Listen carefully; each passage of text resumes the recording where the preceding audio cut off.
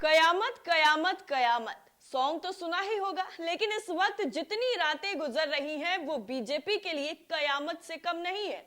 हर बीतती रात के साथ कयामत और ज्यादा भारी होती जा रही है और कयामत के साथ साथ बगावत बगावत बगावत का भी गाना अब सुनाई दे रहा है, चारों तरफ गूंज रहा है, जिससे बीजेपी परेशान हो गई है। दरअसल आपको बता दें कि बीजेपी को एक और तगड़ा 440 वोट से ज्यादा का झटका लग गया है। जिस एमसीडी में बीजेपी सत्ता में काबिज है, अब उस कुर्सी पर भी खतरा मंडरा रहा है, क्योंकि बीजेपी के 11 लोगों ने बगावत कर दी है। दिल्ली नगर निगम चुनाव में भी भाजपा को बागियों की चुनौती का सामना करना पड़ रहा है, क्योंकि गुजरात और हिमाचल में जो बगावत देखने को मिली, वो सियासी समीकरण कितने बदलेगी वो आने वाले कुछ दिनों में ही पता चल जाएगा। लेकिन अब दिल्ली में भी बगावत शुरू हो गई है। दिल्ली बीजेपी में आपस की कलह निकलकर सामने आ चुकी है। दिल्ली नगर निगम चुनाव से पहले भाजपा के कई स्थानीय नेताओं ने सोमवार को आम आदमी पार्टी में शामिल होकर बीजेपी को तगड़ा वाला झटका दे दिया। रोहिणी के वार्ड नंबर 53 से बीजेपी के 11 नेता आम आदमी पार्टी में शामिल हो गए हैं और कमल को कह दिया है टाटा बाय बाय। उन्होंने आरोप लगाया है कि भाजपा में उनकी मेहनत को कभी मान्यता नहीं मिली।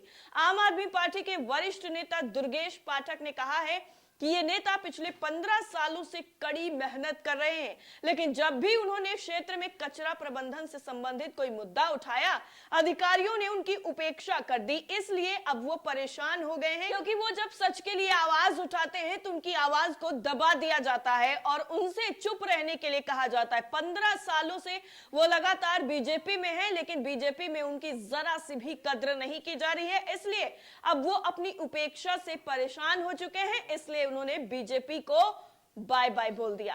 आम आदमी पार्टी में दरअसल शामिल होने वाले भाजपा नेताओं में पूर्व वार्ड उपाध्यक्ष पूजा अरोड़ा और महिला मोर्चा की पूर्व उपाध्यक्ष चित्रा लांबा और भावना जैन भी शामिल हैं। दुर्गेश पाठक आगे बताते हैं कि इन नेताओं की टीम रोहिणी इलाके में लगातार काम कर रही है। मुझे खुशी है कि उन्होंने आम आदमी पार्टी में शामिल होने का फैसला लिया है। हर कार्यकर्ता चाहता है कि उसे टिकट मिले, पार्टी का हर सदस्य चाहता है कि वो राज्य के विकास के लिए काम करे, लेकिन दुर्भाग्य से हम उनमें से 250 को ही मौका दे पाते हैं। अब यहां पर गौर करने वाली बात यह है कि एक दिन पहले ही यानी संडे को आम आदमी पार्टी के पूर्व पार्षद हसीबुल हसन ने एमसीडी चुनाव के लिए टिकट नहीं दिए जाने पर बवाल काट दिया। हसीबुल हसन कथित तौर पर नाराज होकर पूर्वी दिल्ली में एक बिजली के टावर पर चढ़ गए।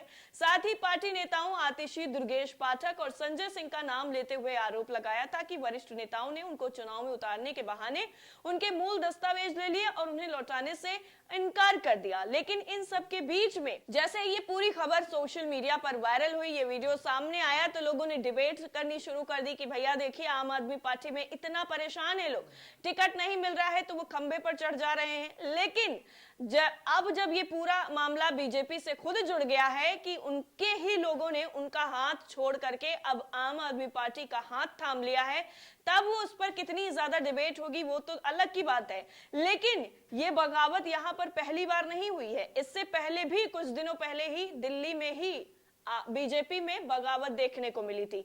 लेकिन एमसीडी का जो चुनाव है वो जितना छोटा नजर आता है ना, उतना छोटा है नहीं, क्योंकि यहाँ पर बीजेपी और आम आदमी पार्टी में जो कांटे की टक्कर है, इस बार फैसला हो जाएगा कि क्या वाकई एमसीडी में भी केजरीवाल अपनी सरकार बना लेंगे और क्या बीजेपी को यहां से भी सत्ता से बेदखल कर दिया जाएगा। अब चाहे दिल्ली की बात हो या फिर गुजरात की, अपने ही नेताओं की बगावत से बीजेपी की नाक में दम जो हुआ है वो कम नहीं हो रहा है, जिसके बाद बीजेपी को कुछ और सोचने का वक्त ही नहीं मिल पा रहा है, क्योंकि जो गलती उन्होंने की है उसका खामियाजा अब भुगतना पड़ रहा है। आपको बता दें, गुजरात विधानसभा चुनाव में भी भाजपा द्वारा टिकट ना दिए जाने से खफा पार्टी के कम से कम एक मौजूदा विधायक और 4 पूर्व विधायकों ने निर्दलीय उम्मीदवार के तौर पर चुनाव लड़ने की धमकी सरेआम दे दी है, जिनमें से एक विधायक ने अब तो ऐलान भी कर दिया है कि अब हम निर्दलीय चुनाव ही लड़ेंगे। गुजरात विधानसभा चुनाव के लिए एक और 5 दिसंबर 2 चरणों में मतदान होगा, लेकिन जिस तरह से उम्मीदवार घोषित किए जा रहे हैं, उम्मीदवारों का नाम सामने आ रहा है और जिनको उम्मीद है कि उन्हें उम्मीदवार बनाया जाएगा, उनका नाम सीधे सीधे हटा दिया जा रहा है और बीजेपी को इसी चीज का खामियाजा भुगतना पड़ रहा है। पार्टी के ही कुछ असंतुष्ट नेताओं ने कहा है कि वो अपने समर्थकों से परामर्श करने के बाद ही अपना अगला कदम उठाएंगे, लेकिन भाजपा के पूर्व विधायक हर्षद वसावा ने जिस तरीके से नंदोड़ से निर्दलीय उम्मीदवार के रूप में अपना नामांकन पत्र दाखिल कर दिया है, वो साफ तौर पर दिखा रहा है कि बीजेपी में जो बगावत के सुर उठे हैं वो इस बार तख्ता पलट करने की ताकत रख रहे हैं।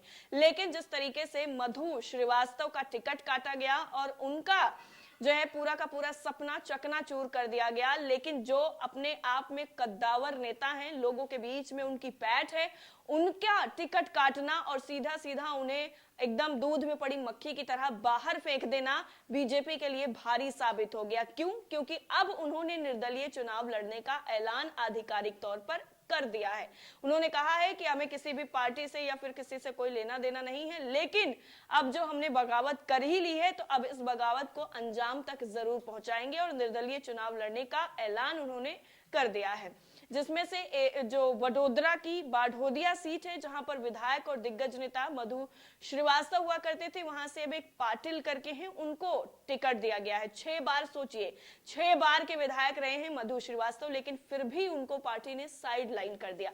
साइड लाइन करते हुए उनकी जगह पर दूसरे को टिकट दे दिया और अब उसी नाराजगी का जो फायदा है वो विपक्ष को पूरी तरह मिलने वाला है, क्योंकि बीजेपी ने जो टिकट काटे हैं, एक के नहीं कई लोगों के टिकट काटे हैं जो अपने आप में एक अलग पैठ रखते हैं लोगों के बीच। उन सबका टिकट काटने के बाद बीजेपी की बगावत जो है बीजेपी के लोगों की वही शुरू हो गई है। चाहे बीजेपी के कार्यकर्ता हो, बीजेपी के नेता हो, उन सभी लोगों को ऐसा लग रहा है कि बीजेपी इस बार जो दिग्गज नेता हैं उनको जगह नहीं दे रही है। जो लोग काबिल हैं उनको साइडलाइन किया जा रहा है और जो लोग अभी नए नए हैं उन लोगों को ऐसी अहमियत दी जा रही है जैसे बाकी लोग उनके लिए कुछ भी नहीं है। लेकिन जिस तरीके से अब ये पूरा मामला गुजरात, हिमाचल और उसके बाद दिल्ली पहुंच चुका है तो बीजेपी की मुश्किलें और बीजेपी की राहें यहां पर आसान नहीं होने वाली हैं, क्योंकि हर एक कदम पर नए नए जो कांटे बिछे पड़े हैं उनको हटाने में बीजेपी कितना ज्यादा कामयाब होती है या फिर आम आदमी पार्टी अपनी झाड़ू के दम पर उन सभी कांटों को एक साइड कर देगी, ये देखना बेहद ही दिलचस्प होगा। इस पूरी रिपोर्ट को लेकर आपकी राय क्या है कमेंट करके जरूर बताइएगा। बाकी सारी अपडेट के लिए नेशन 360 को सब्सक्राइब करना बिल्कुल ना भूलें। जय हिंद।